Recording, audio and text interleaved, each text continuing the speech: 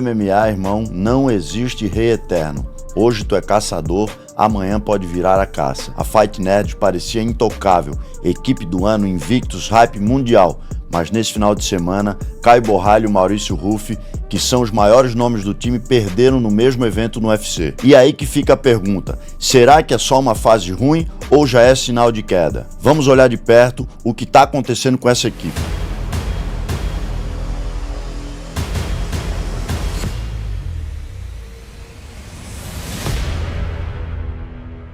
E no treino é a mesma coisa, galera. Não adianta viver só de nome ou hype. Tem que fazer o básico bem feito todo dia. Eu mesmo confio nos suplementos da Growth, whey, creatina e às vezes pré-treino quando a carga é braba. Então lá, sem enrolação, funciona, o link aí tá fixado nos comentários e quem quiser fortalecer, usa aí o cupom Rangel. Cara, eu vejo a Fight Nerd como uma seleção de atletas pelo Brasil e até pelo mundo, porque tem alguns estrangeiros lá também já, aonde atletas já com alto nível estão sendo recrutados para dentro dessa equipe que tem grandes treinadores. O Flávio Álvaro, mano, é um cara que foi por 20 anos o maior 5'7" do Brasil, tá? Então esse cara tem uma experiência muito grande e eu vejo ele somando demais na carreira de todos os atletas ali. É um cara que sabe muito bem transitar no MMA, né? Não existe uma equipe de MMA sem uma cabeça pensante nessa transição da luta agarrada, onde ele consegue deixar a luta em pé ou levar para o chão. E o Flávio é o cara que faz isso com muita maestria, um cara que tem visão. Aí, cara, juntaram um grande time, estão no hype, sabe aquela questão da cabeça dos atletas, os atletas estão muito fortes mentalmente. O head coach Pablo Sucupira é um cara que tem uma visão de administração mesmo de atleta, um cara que faz os moleques ficarem muito maduros, né, na questão, ele faz os caras virarem empresas, né? Isso facilita a criação de um personagem, facilita o rendimento dentro do octógono, né? Quando tu tira esse peso de dentro do indivíduo, por exemplo, Caio Borralho. Caio vira uma empresa, o Caio perde essa pressão do atleta que tem que render. Não é a empresa que entrega resultado, não é o Caio, sabe? Então facilita essa história ali, e isso eu vejo que a Fight Nerd faz com muita inteligência. Vê que o Sandenis vai com toda a vontade de deixar a luta agarrada, porque na luta em pé realmente ia ser muito difícil, né, cara? E muita gente comentava sobre a questão do nível de grappling do Ruffi diante dos grapplers do UFC, e mostrou aí que precisa se desenvolver um pouco mais. Não foi mal, viu, cara? Não vejo ele apresentou bom nível de defesa. Tu vê que foram 2 rounds de muita pressão, galera. O Ruffi não conseguiu, né, impedir a evolução ali do Sandenis. É uma derrota que, na minha visão, vem para botar os pés no chão, certo? Eu não vejo com maus olhos essa derrota, não. Como eu sempre falo para os meus atletas, cara, não se faz um campeão só em vitória. Então, é importante a equipe sentar, analisar os acertos e os erros. Não tenho dúvida que isso não vai acontecer. Isso aí, nada mudou, galera. Ele vai ser campeão, eu boto muita fé nisso. Saca? Como eu falei antes, não se faz um campeão somente em vitórias, certo? Ainda mais nessa modernidade aí. Antigamente a gente tinha os invictos. Mas, meu irmão, isso aí uma hora tu vai encontrar, e quando encontrar é importante que tu saiba e cresça com a derrota, saiba perder. A derrota te ensina, a vitória não te ensina. E o Ruffi agora vai aprender com isso daí, vai se fortalecer, vai dar mais ênfase ao que faltou. Com certeza ele nunca tinha sido enfrentado por um nível de grappling tão grande, então com certeza ele vai voltar mais forte. E olha lá, galera, agora vamos para a luta do Caio Borralho contra o Imavov. Outra luta que eu esperava o Caio numa apresentação maior, mas o Imavov veio muito mais forte. Um cara que não cedeu às ofensivas do Caio Borralho, estava o tempo todo andando para frente, cercando o Caio, e como a gente sabe, a Fight Nerds trabalha essa longa distância da trocação, e o Imavov não deu esse espaço, ele foi encurralado pelo Imavov o tempo todo, e é muito desconfortável a gente andar para trás, e ele forçou o Caio a andar para trás o tempo todo, não tendo nunca a condição de caçador. Ele estava sempre sendo colocado como a caça no octógono, né? Então, outro menino também, galera, é a mesma situação do Ruff. Vejo o Caio voltando muito mais forte. Eu não tinha dúvida do nível de grappling do Caio, né? Mas eu vi ali na trocação, o Imavov estava sempre mais forte, mais rápido, com muito mais armas, contragolpeando com muito mais assertividade. Isso vai fazer com que o Caio estude cada vez mais a trocação. Tu vê que ele não conseguiu colocar a luta agarrada, né, que é a origem dele, mas ele vai voltar muito melhor, galera. É um canhoto brabo, boto muita fé nesse menino.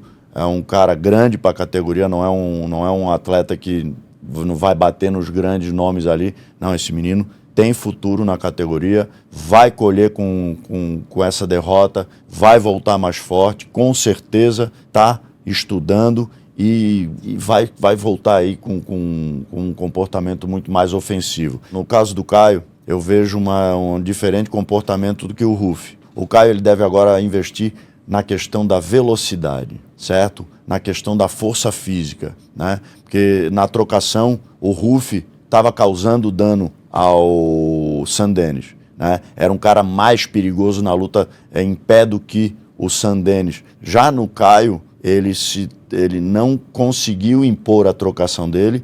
Ele, mesmo quando ele atacava o Imavov, ele sempre tinha uma resposta com muita velocidade, com visivelmente o Imavov mais forte fisicamente. Então, ali vai ser feito um trabalho com certeza físico e de resposta aí na trocação, que é o que faltou no caso do Caio, né? Não, o Imavov veio com toda a moral, veio de um nocaute contra o Adesanya, para mim, um dos trocadores mais versáteis da categoria, né?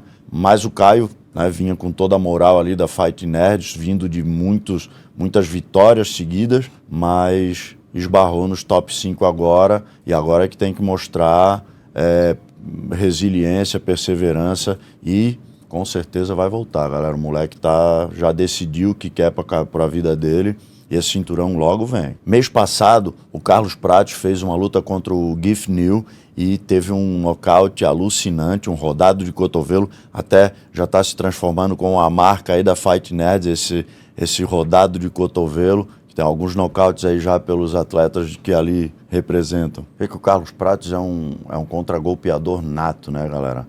O Carlos Prates é um cara que controla muito bem a distância, ele é muito comprido para a categoria 7-7, é realmente um dos grandes nomes aí da trocação. Mas tu vê, ele lutou com o Ian Gary, perdeu, retornou, nocauteou o Geoff Neal com uma superioridade absurda, um moleque que anda para trás, controla a distância, mas ainda falta enfrentar. Tu vê que o Ian Gary, ele enfrentou, foi derrotado, e falta alguns outros nomes ali até chegar ao cinturão, né?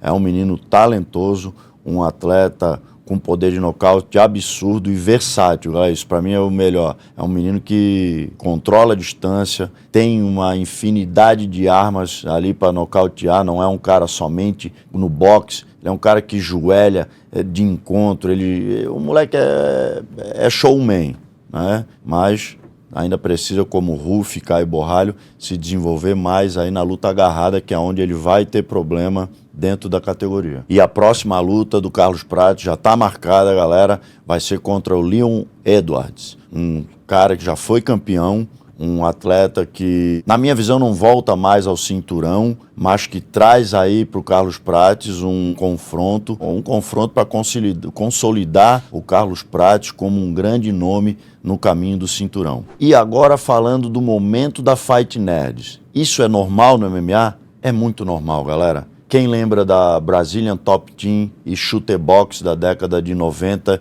e da década de 2000? Meu irmão, eram duas equipes gigantescas, com certeza as duas encabeçavam o Vale Tudo e o MMA do mundo, né? Mas aos poucos outras equipes foram equilibrando o trabalho e fazendo frente a essas equipes e foram até sendo desmanchadas essas equipes que lá estavam, né? Outro momento, a ATT, American Top Team, teve a mesma coisa, galera. Passou por um boom aonde a ATT ganhava tudo e não continuou com tanto brilho, mas ainda continua como sendo a maior equipe do mundo, na minha visão, mas com outras equipes fazendo frente. Acontece esse boom e logo as equipes já vão se equilibrando, né? A galera dá muito nome às equipes novas que chegam. Tem um bom trabalho, a Fight Nerds, sim. Vai continuar como uma das grandes equipes do mundo, sim, mas não vejo